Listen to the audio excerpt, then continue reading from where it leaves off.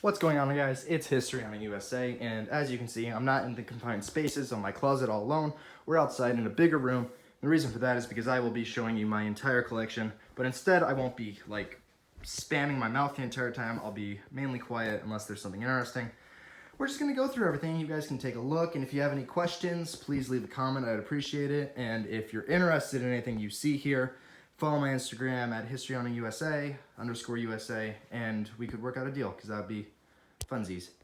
So I guess we'll just start over here with this Yank magazine, which was from DC, which I thought was cool, but I will shut up now.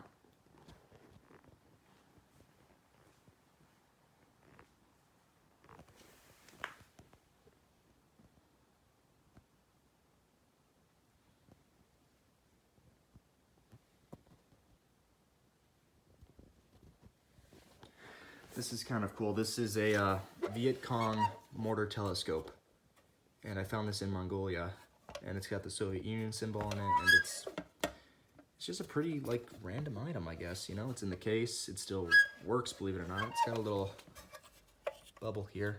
I don't know if you can see that, but I guess to like make sure that it's level. That's actually the only non-American. There's three non-American things in my entire collection, and it's that Vietcong thing, and the reason it's still here is because it's the first military item I've ever bought. Next up is a Royal Canadian Air Force Visor cap pin, and that's because my grandfather's brother was in the Royal Canadian Air Force, and I wanted something to remember him by. And then down here is the wall to a Canadian pillbox from Hong Kong, just to remember when I lived there.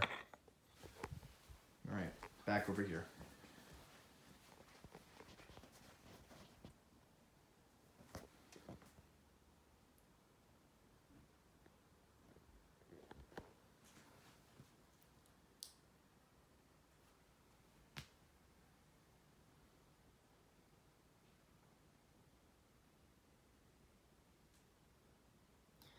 That letter and this letter were so I was gonna do an update video, but I thought may as well just do this. So I guess this will be the update part.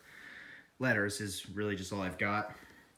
This letter belonged to, I believe, the engineer or the gunner of a B-24 called the, it was called the Black Maria II, and it was shot down in North Africa on my birthday in 1943. And well, I wasn't born in 1943, you get it. And yeah, and that was a letter he wrote on January 3rd, just a few days before they crashed.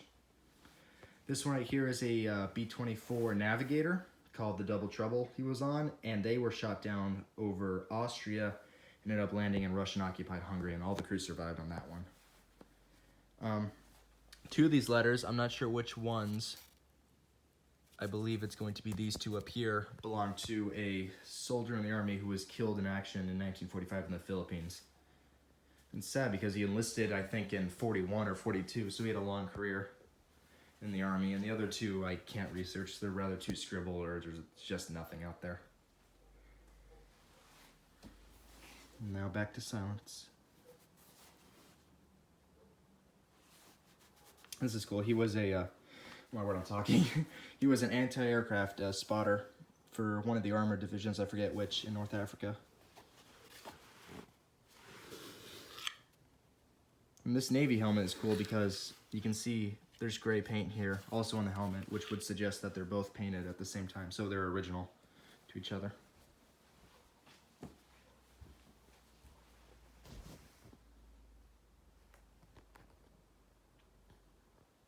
This is cool. The Marine who wore that uniform wrote that book.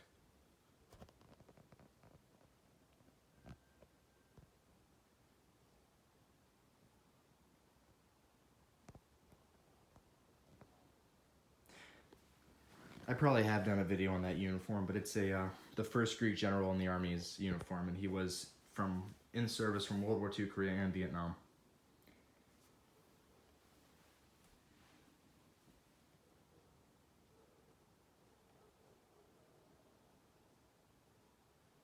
You can kind of see from this angle that it looks like there might have been some circle insignia on that helmet a long time ago, but I don't think so because it's really small.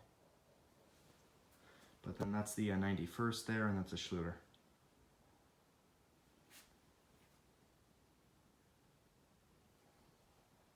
Real quick, if anyone knows what this thing might have been to, let me know.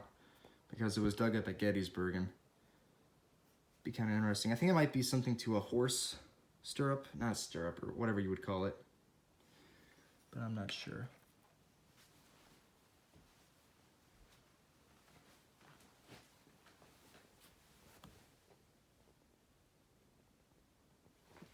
Here, this one's cool because it still has the patch on it.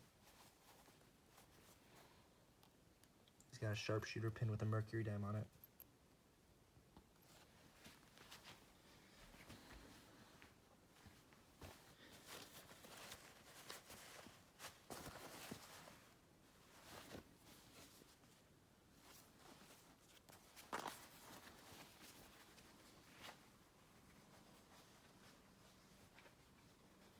And there's a bunch of pistol belts, obviously.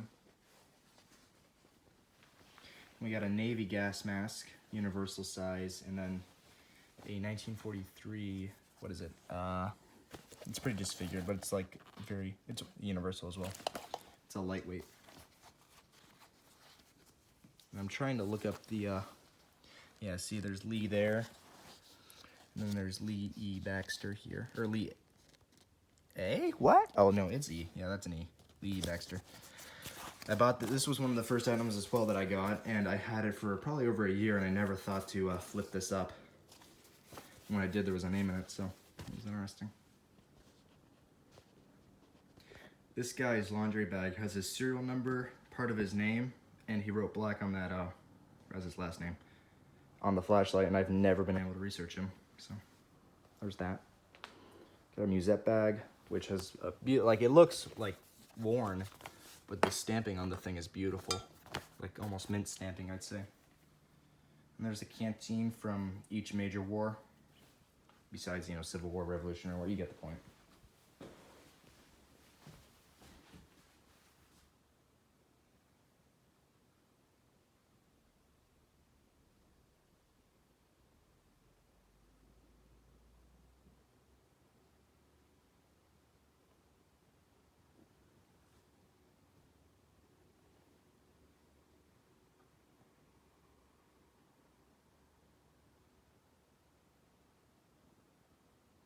Oh, fine, I can stop.